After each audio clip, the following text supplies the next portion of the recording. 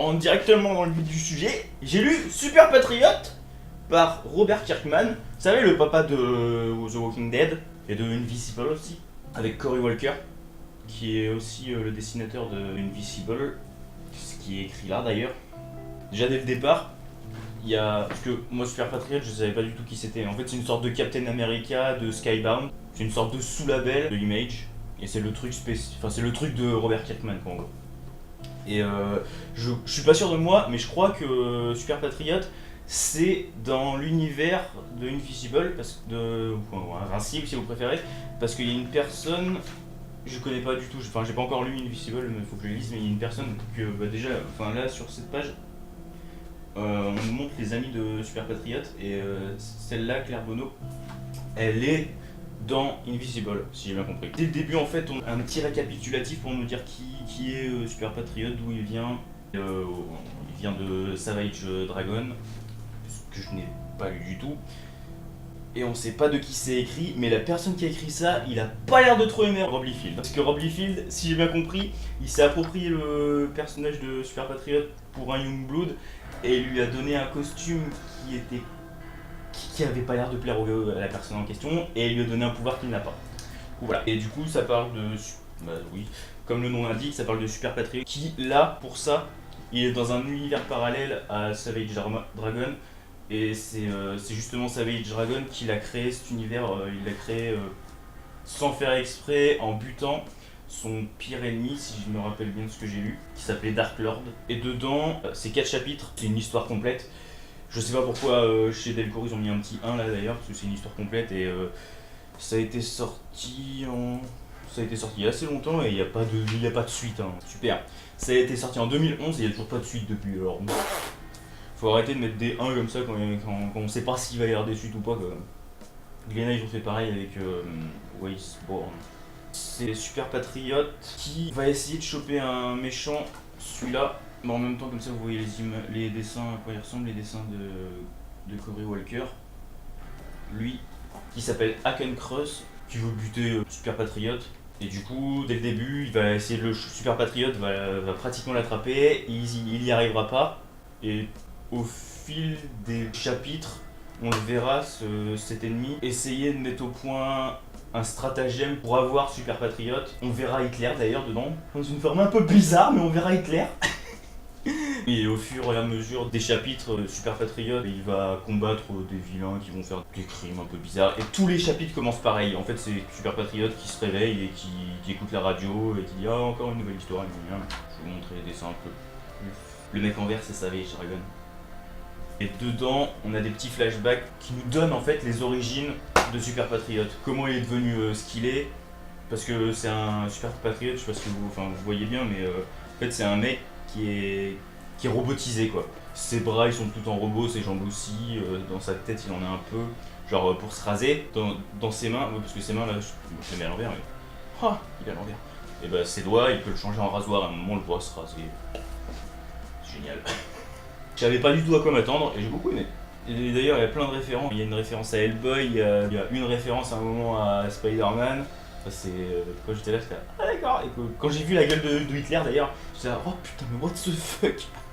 C'était parfait. Au final, en fait, je l'ai lu parce que ça devait faire à peu près 1 an que je l'avais. Je me suis enfin décidé à le lire et je suis pas trop déçu parce que c'était cool. Je m'attendais à rien, du coup, je suis content, c'était cool. Il est beau mon truc, c'est ma grand-mère qui l'a fait. Non, je te laisse pas. Voilà, du coup, Super Patriot chez Delcourt, Invincible, du Image, Skybound. Après j'ai lu ça, j'ai lu après le Batman Day, mais c'était pour Batman Day. J'ai lu Harley Quinn, j'ai juste lu la partie Harley Quinn. Mais ta gueule! Tu me laisses parler, oui? Ah pas. Arrête de parler tout seul! Du coup, je disais, j'ai lu la partie d'Harley Quinn juste. C'est le mot Harley Quinn qui te fait cet effet? Putain, mais je peux pas être tranquille.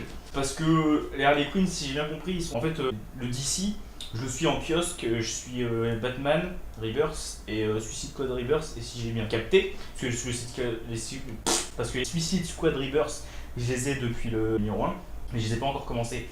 Et les Harley Quinn, ils sont dans le Suicide Squad Rebirth. Suicide Squad Rebirth. Et je l'ai pas encore commencé, du coup j'ai commencé par ça. Et le début, je me disais, non, c'est chiant. C'était toujours du Harley Quinn. Ouais. Là, c'est un extrait de Mort de Rire.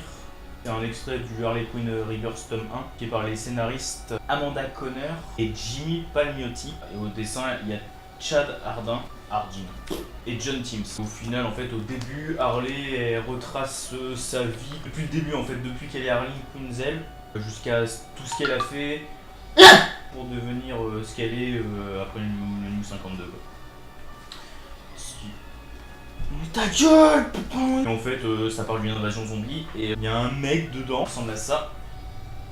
Les dessins, je trouve qu'ils sont cool. Le mec dedans, justement, celui-là. Je sais pas si c'est que moi, mais j'ai l'impression qu'ils ont grave copié sur Deadpool pour lui. Pour le physique et un petit peu pour comme il a l'air un peu débile. Et le mec, c'est le stalker numéro 1 d'Harley Quinn, si j'ai bien compris. Son fan numéro 1 en gros. Et ça parle d'invasion de zombies. À cause d'un alien. Je sais pas s'il y aurait vraiment. Parce que le début, ça m'a fait chier. J'étais là, encore, c'est chiant. Et quand est venu le truc de l'invasion zombie, j'ai trouvé que c'était cool. Bon, la fin du truc, ça m'a donné envie de savoir plus. Mais est-ce que. Et ça, je l'ai pas lu et je le lirai pas. Et là, je viens de finir ça. L'Apocalypse sont Bram et Ben. Et l'autre Batman, c'était du Urban Comics, bien sûr. Ça, c'est paru chez les Humanoïdes Associés Comics. Je connaissais pas du tout ce truc. C'est du Image à la base. Ta gueule! Oh! Putain, il me saoule ce chat. Les dessins, ils sont de Rem Brou. Ça passe. Ça casse pas des pattes à des canards, mais ça passe. Et le scénario est de Jess Asmus et de Jim Festante. Ou Festante. Dans là, il y a écrit histoire. Je sais pas ce que ça veut dire, histoire et scénario. Il y a quoi comme différence? Vous pouvez m'expliquer, s'il vous plaît? Je suis une personne de plus, et c'est le dessinateur. Bref, ça parle de Graham et de Ben, qui sont des colocs. Et le début, en fait, il m'a beaucoup fait penser à la série The Leftovers. Let the mystery be. Think out chest. Let the mystery be.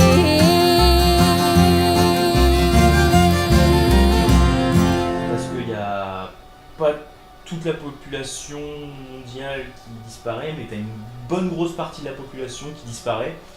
Et tu sais pas pourquoi, tu vas apprendre pourquoi, et en fait c'est une histoire d'apocalypse comme le nom l'indique. Pourquoi il y en a qui ont disparu et pas les autres. C'est une histoire de guerre entre les anges et les démons en gros. Et il y a Bram qui veut devenir. En fait, Bram il se fait enlever justement pour aller au paradis. Parce que ceux qui sont enlevés ils vont au paradis en fait. Sauf qu'il redescend je sais pas, même pas 5 minutes après.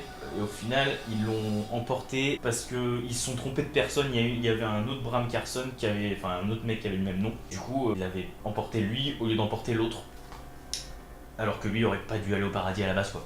Et du coup, lui, quand il revient sur Terre, il commence à dire un peu tout le monde surtout ses amis, ceux qui côtoient souvent, comment ça s'est passé quand il était là-bas et que ça donne pas envie d'y aller, quoi, en gros. Et il se nomme candidat pour devenir l'Antéchrist. Au-delà de ça, t'as son colocataire, Ben, qui lui va devenir le contraire de l'Antéchrist en gros. Il y a des passages qui m'ont bien fait marrer, mais après ça casse pas, c'est moyen.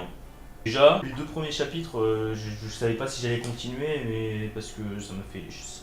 C'était un peu chiant, je trouvais. Je crois que je sais plus si c'est à partir du 2e ou du 3e chapitre où ça commence à bouger, et là ça commence à être un peu mieux. Même si je m'attendais quand même peut-être à des trucs un peu plus what the fuck on va dire, un peu plus trash. Et à la fin, les auteurs, après que la série soit finie, ont eu plein de messages leur posant des questions sur des questions qu'on peut se poser justement en le lisant, dont une où ils se demandaient ce qu'était devenu l'autre Bram Carson. Et je l'ai lu, bah putain. S'il n'y aurait pas eu ça aurait été mieux quoi. J'aurais pas perdu 5 minutes de ma vie, 10 minutes, allez. Putain, ça sert complètement à rien, mais vraiment à rien du tout de le lire ça. Du coup, si vous avez rien à lire, pourquoi pas, mais c'est pas un truc qu'il faut lire absolument quoi. Ça c'est. Après j'ai lu ça, le tome 2 de Lady Mechanica, et c'est les dessins et le scénario est de Joe Benitez, et c'est la suite directe du tome 1. Et dedans, en fait, il y a Lady Mechanica qui essaye de rentrer dans l'héliocraque, qui est un navire volant où il y a une sorte de réception. L'héliocraque, il est là. Et en fait, je sais plus trop pourquoi il y rentre.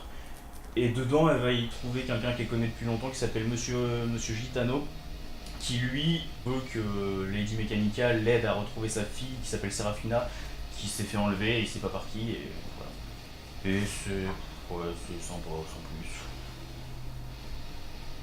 Les dessins, je vous montre un peu à quoi ça ressemble.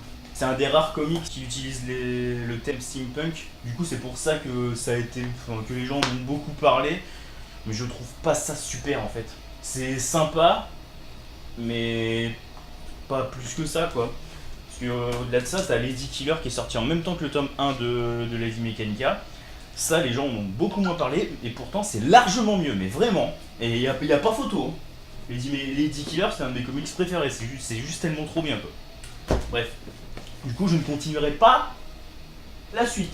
Voilà, ça c'est dit. Allez, suivant. Tant que j'y pense, j'ai oublié de faire une petite précision. Alors, le tome 2, il contient que deux putains de chapitres. Ça, cette partie-là, c'est les 2 chapitres. Tout ça là, c'est des bonus. Dedans, il y a une preview de Raceborn, qui est par Joe Benitez aussi, que j'ai lu. Il y a au moins 10 pages de cover. Il y a 5 pages de preview pour le tome 3 que je n'ai pas lu et que je ne lirai pas. Ça fait moitié-moitié quoi. Ouais, c'est ça. Allez, t'as peut-être un petit peu plus de chapitres, mais en gros, quand tu regardes comme ça fait moitié-moitié.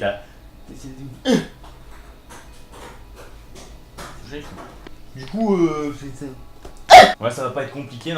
Normalement, j'aurais dû lire ça. Je voulais le lire. Harley Quinn, tome 4, d'ici Renaissance. J'ai lu 5 pages. Mais non, c'est pas possible. C'est juste pas possible. J'ai eu le tome 1 j'ai bien aimé. Le tome 2, mais je me suis forcé à le lire, mais un truc de malade. C'est un des pires trucs que j'ai lu. Le tome 2, mais c'est une merde, mais sans nom. Le tome 3, c'était un peu mieux. Et là, le tome 4, de ce que j'ai lu pour l'instant, je me suis dit, oui, non, et vu que... non, je vais pas le lire. L'histoire, elle a l'air pourrie. Et si vous voulez savoir, les histoires elles sont de Amanda Conner et de Jimmy Palmiotti, et les dessins, il y a plusieurs dessinateurs parce que DC nous font chier, ils peuvent pas foutre un seul putain de dessinateur pour une putain de série. Et du coup les premiers dessins ça passe, même si Harley a un look complètement dégueulasse avec sa putain de frange ignoble. Ça c'est Chad Hardin. En fait, il y a 2 grosses, entre guillemets, histoires. Et l'autre dessin, c'est John Timms. Et putain, mais ces dessins, mais je peux pas. Enfin, ces dessins sont pas mal en soi, mais c'est la tête des personnages. C'est les personnages, mais je peux pas, mais je les trouve dégueulasses. Regardez la gueule d'Harley. Enfin, toutes les têtes, de toute façon, ils sont comme ça. Ils ont les têtes allongées, mais je trouve ça dégueulasse. Une question de goût, hein, mais moi, j'aime pas du tout, mais c'est... Regarde-moi ça, c'est beau ça. Putain. Moi tu focus enculé de ta mère. Du coup Harley Quinn, non, juste non. Et après j'ai l'impression qu'il y a plusieurs petites histoires avec plusieurs dessinateurs et... Voilà, genre... Non, et je le lirai pas, voilà. S'il y en a que ça intéresse, c'est le tome 4 et il s'appelle Gang des Harley. Voilà. Parce que dans le tome 3, je sais plus si c'est dans tout le tome 3 ou vers la fin du tome 3 seulement, Harley en fait elle essaye de recruter des personnes pour créer un gang. Et là en fait, la partie que j'ai lue, elle présente tout le monde avec le nom qu'elle leur a donné. Et non, c'est chiant. Et voilà, C'est fini pour la semaine de la lecture de la semaine. Oui, ça veut rien dire ce que je dis, je sais. Mais on s'en bat les couilles, hein. Voilà. Parce que personne ne regardera ma vidéo de toute manière. Mais bon, quand même, si tu veux la partager sur les réseaux sociaux, bah fais donc, hein. Moi, ça me fera plaisir. Hein. Tu peux t'abonner aussi parce que ça, c'est... Voilà, si t'aimes bien, bah, tu auras toutes les news. Wouh. Tu peux me liker sur Facebook. Enfin, voilà, tout ça, tu sais, tu connais les bails. Hein. LOL. Tu laisses un pouce. C'est mignon, c'est gentil.